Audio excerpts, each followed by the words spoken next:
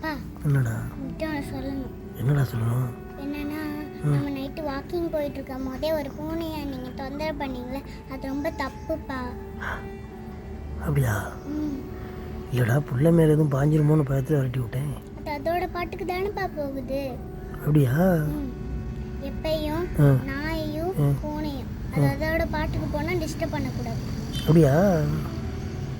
சரி சரி. அது நம்மளை வந்து டிஸ்டர்ப் பண்ணால் மட்டும்தான் அது டிஸ்டர்ப் பண்ணணும். அப்படியா? அடிக்கணும், எல்லாம் திட்டணும்.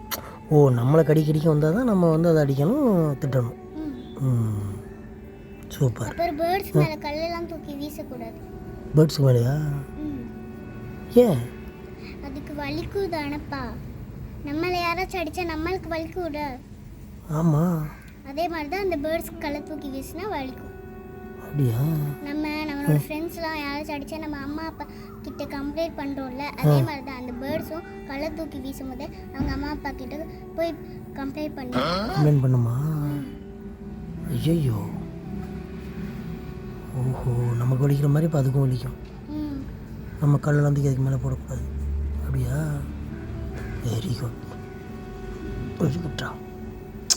நல்ல விஷயம் அப்பா கற்றுக் கொடுத்தீங்க. தேங்க்யூ. என்ன எதுவும் சொல்ல வந்தீங்களே? அது நாயும் பூனையாச்சும் நிம்மதியாக இருக்க விடுங்கப்பா. அப்படியா? Super super. இனி அப்பா அந்த மாதிரி பார்த்துக்கிறேன். நல்ல விஷயம் பிள்ளை அப்பா கற்றுக் கொடுத்தீங்க. Very good. தேங்க்யூ. தேங்க்யூ. அப்பா சொல்கிறேன் பிள்ளைக்கு நன்றி.